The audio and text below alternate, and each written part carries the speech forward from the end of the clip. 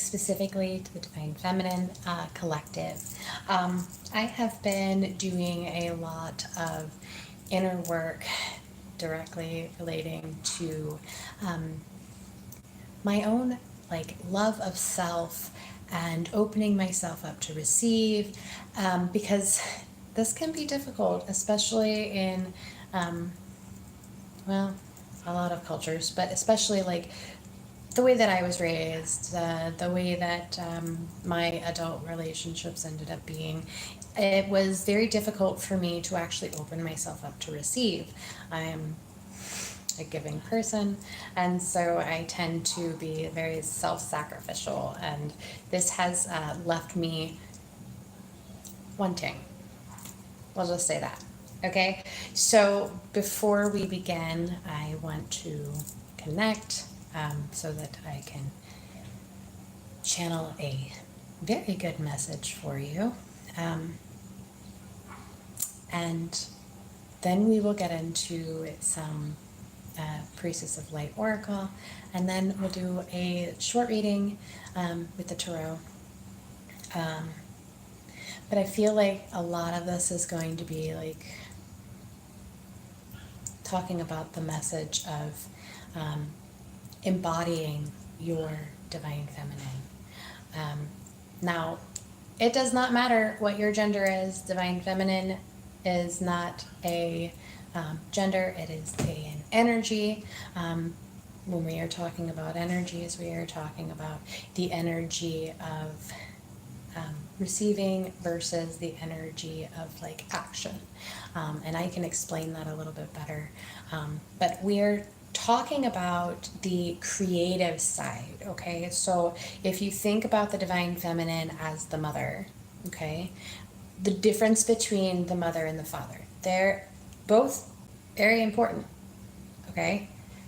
The divine feminine, the mother aspect, is the nurturing aspect, the creative aspect. I mean, because, you know, as the feminine, you are the one that gives life, right? So when we are talking about giving life, we're not just talking about giving birth. We are also talking about giving our love. And we tend to be self-sacrificial, especially if you are a feminine and you are a mother. You know what I'm talking about, like those late nights, like 3 a.m. wake ups that happened to me last night, when, you know, your child comes to you and needs you, you end up giving, right? Or if your child is in some way like hurt, you give. If your child is in danger, you'll put your own life at risk for that child. This is our giving, nurturing nature, okay? So let me connect really quick.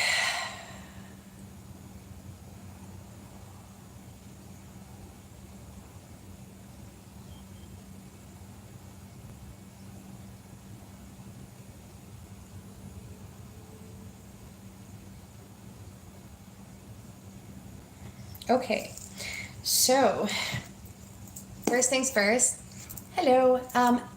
I just want you to be aware that there is absolutely no need to body shame yourself, okay? I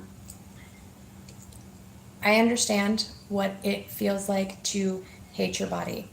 I had body dysmorphia for many years, and after I had children, I struggled to lose the weight from my pregnancies, and it caused me to like legit hate myself.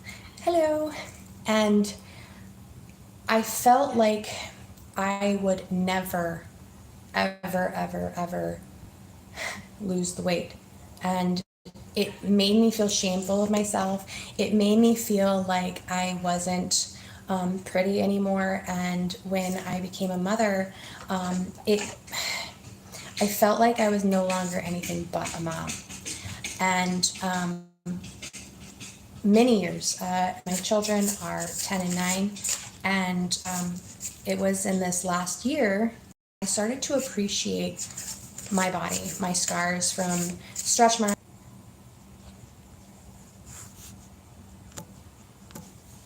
I have no idea. I have no idea what happened. I guess I lost I lost connection for a second. So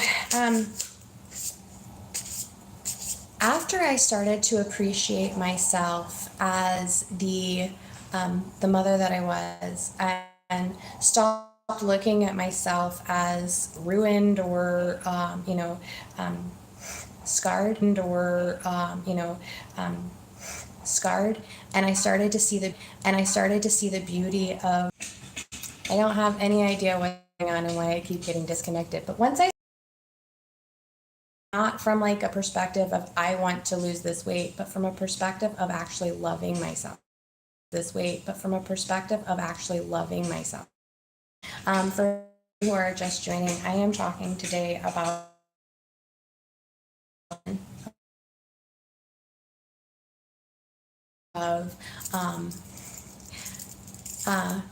well, not only from the perspective of like your body, but also your soul.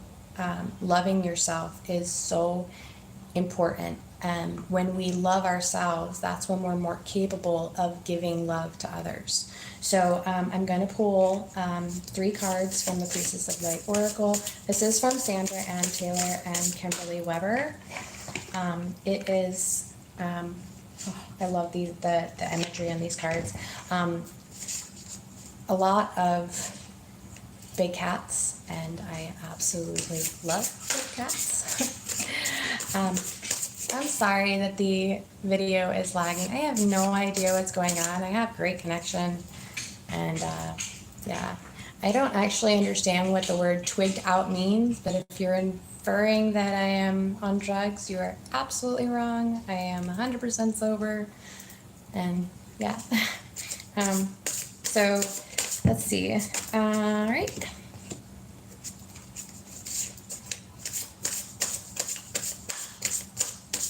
So the first card that came out is Idyllic Times. This is the past energy. This is understanding that while everything may not be perfect, it is perfectly acceptable to be grateful for what is good in your life, what is absolutely wonderful. So I am coming out of a very difficult period of my life, and it was the only way that I made it through that was to be able to be grateful for that which I had. The gratitude that I had was mainly based in my connection not only to my higher power but to my children. They have been the light of my life, and connecting with them during hard times actually made us very, very, very close. Let's see, the second card that comes out is the River of Blessings. This is our current energy, and it is the releasing of constraints. So when we allow ourselves to be more free within our environment, within our own bodies, within our own souls, this helps us to be able to receive. And that's exactly what I was talking about earlier, is learning how to reprogram the mind and become receivers instead of just givers. Okay, so personally, one of my biggest fears before I became a mother was that I wouldn't be able to have a very good relationship with my children, and that I wouldn't know how to be nurturing, because prior to having children, I wasn't a fan of kids at all. I didn't. They were just so loud and chaotic, and it just. I wasn't a fan of being around children. But learning how to unleash my own inner child has allowed me to have a very good relationship with them. And in that, we've all blossomed. Okay. And like I said, coming out of hard times, we bonded in those hard times. We found the joy in life when everything around us was not very joyful. And so like connecting, like by going to the playground and like getting on the swings together and pretending we were flying, or imagination, or whatever it was, the little tiny things that we could find joy in, that's what we did. So release the constraints on your life. I did a video today about tapping into the inner child for, maybe like 10-15 minutes a day, just allowing yourself to be silly and remembering what it was like to be carefree. The world around us is so loud and chaotic and can be like really hard, especially when things just don't seem to be going the way that you wish for them to go. So allowing yourself like that 10 to 15 minutes a day to release that stress, to release that anxiety, and just remember what it's like to be a kid. The kids and I we played charades last night, and then we went and had a little dance party. We all picked a song and we all danced to it, and the kids have like these dancing ribbons, and we were dancing around the living room with the ribbons and just had a good old time and laughed and told silly jokes. And that's a great way to release those constraints. Okay, and then the last one that we came out here with is a future energy, and it is the shamanic journey. So it's purpose, attunement, and vision quest. So in the releasing of those constraints and removing from yourself those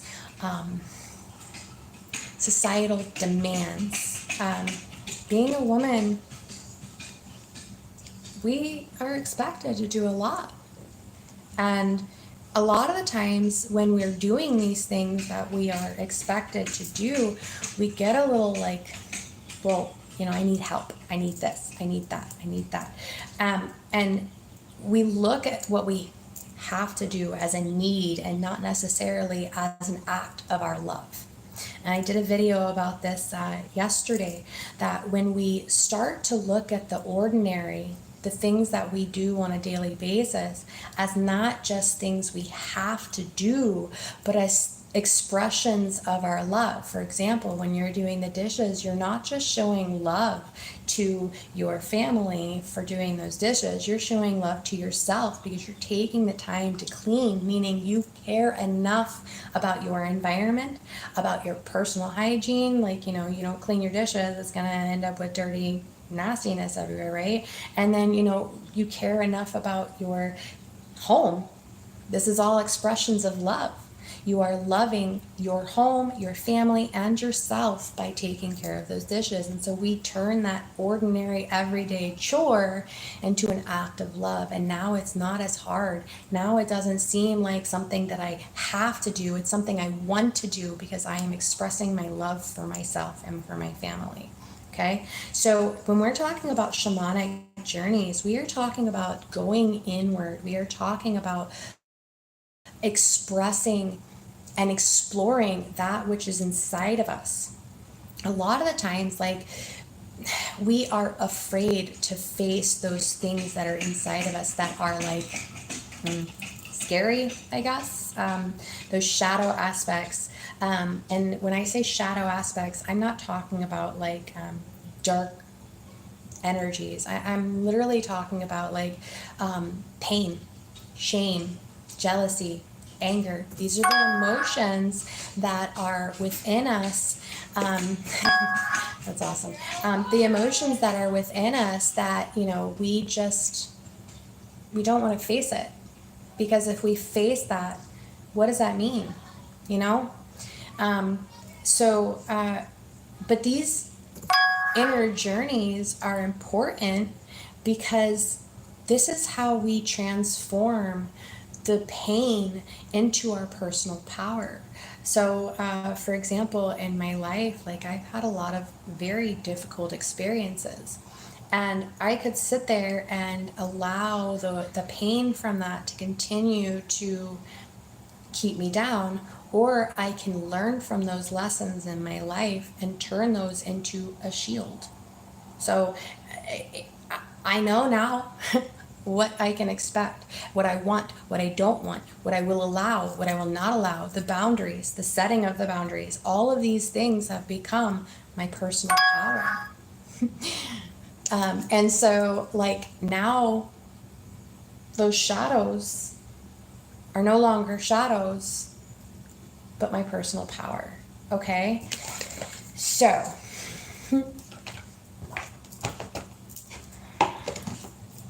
let's go ahead and take a look at the Heaven and Earth Tarot. Jack Sephiroth, Jamie Alford. This is one of my favorite decks. I have another deck that I use. That one is it's a shadow deck, and it's really useful for doing like shadow work. So on the split, we've got the Lovers and the Knight of Swords. Okay, so let me go ahead and cleanse the energy of this deck.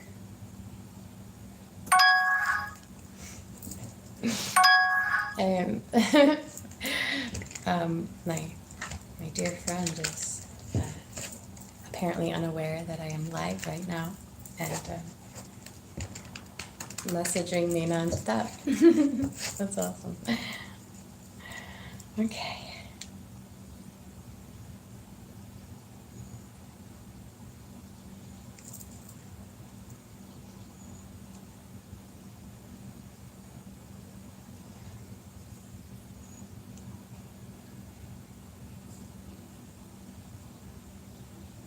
Okay, so what is the energy for the collective?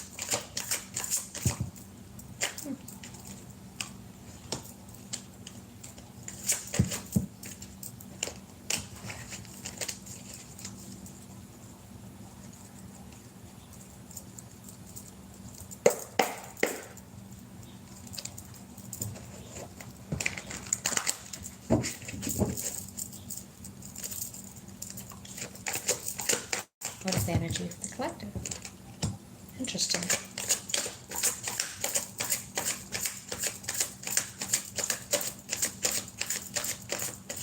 Okay, so I get that. Okay, so the first card that came out, the current energy, is actually the Eight of Swords. So I understand where this is coming from. So the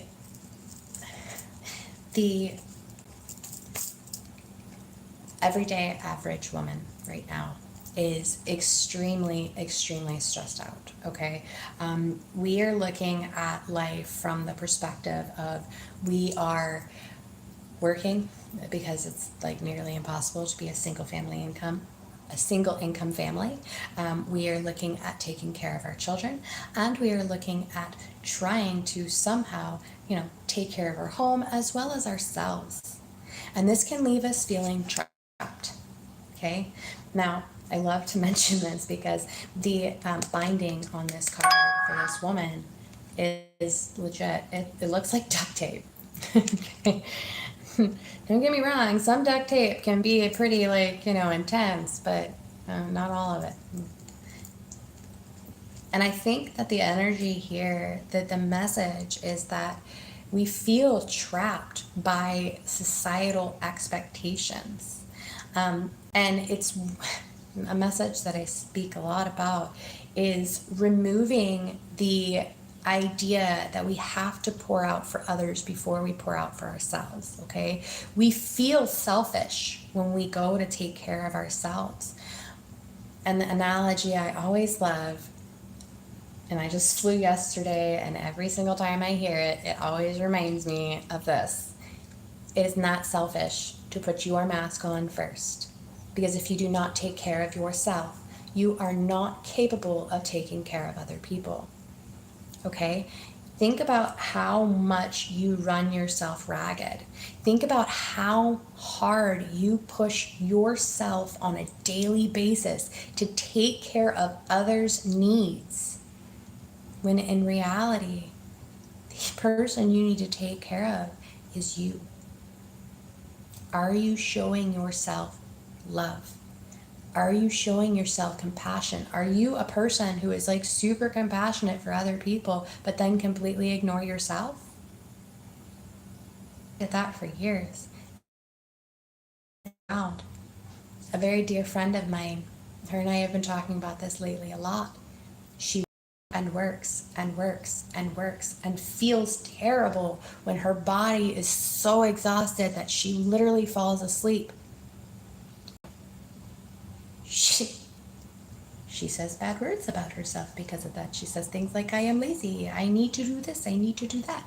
But it's the recognition that if we are get or receive, like,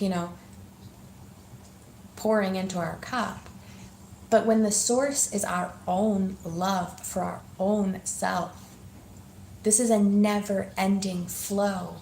We don't have to rely on somebody else who may or may not be in our life tomorrow to fill our cup, because we are filling it ourselves. Okay, so how did we end up in this feeling trapped energy? Oh, okay. So that which we are expecting to come is slowing. So I feel like it's the change that we have been needing for so many years. And I feel the energy of it was distorted, okay? And it was distorted by the so-called 2222, by the way, by the so-called liberation of women. And I say so-called because it's not, if you look at specific aspects of this, it was like taking away from the divine feminine and forcing the divine feminine into the divine masculine energy, okay? And you see this like in a lot of like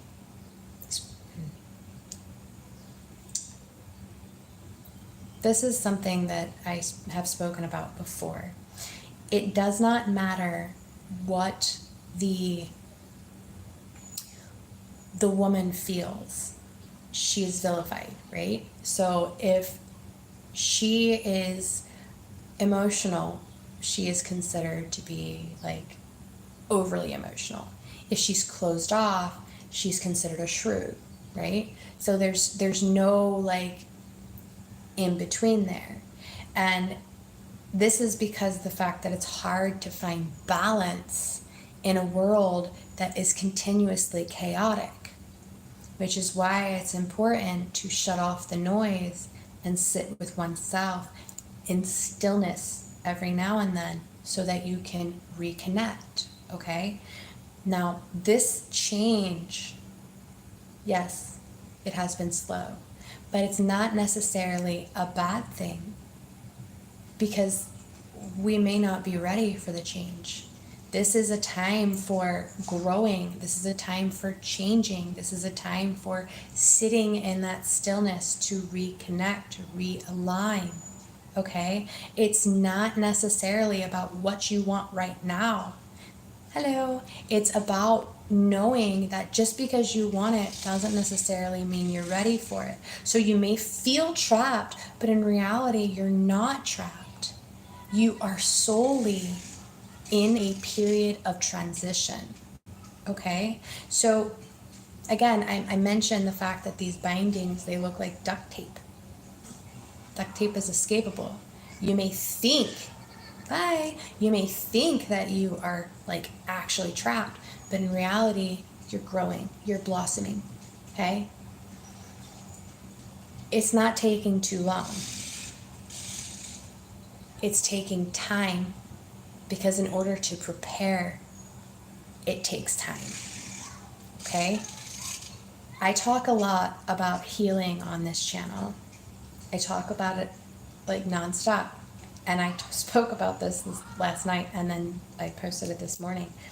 There's a reason, because healing is like the basis of the foundation, okay? If you are not prepared for what is coming, and you don't know what's coming, right? It's the unknown. But if you are not prepared with a base foundation of self-love, self-worth, and actually knowing how to use your shadows for your advantage, meaning you have turned them from a shadow pane into a shadow shield, okay? If you don't know how to do that, what is coming, the next part where you feel like you're trapped, could very well knock you down and ruin the foundation, okay? So we do not build a foundation on sand, we build it out of granite. And that takes time. Think about how long it takes granite to be created. Okay? And forms and all that good stuff. Okay. That was too many. So what is the future energy? Peace. Okay. That's wonderful. Okay? So the future energy that is coming out here is the Two of Swords. So you're going to go from this feeling of trapped to a feeling of peace. And that comes once you realize that this isn't necessarily a delay, but a blossoming period. We have to be prepared for that which is coming. Even if we don't know what's coming, we have to be prepared for it. And I'm not saying this in a, be scared or paranoid kind of way, but aware. There is things in this world that we do not understand from a finite perspective. There are things in this world that we think we know, we think we understand, but do we truly understand? It's when we protect, not necessarily wall ourselves off, but protect that which is sacred. And your energy, your body, your love, these are sacred. They are sacred gifts. And they, they're not like, just pennies that you toss away. I mean, we're talking about your everything. Your everything.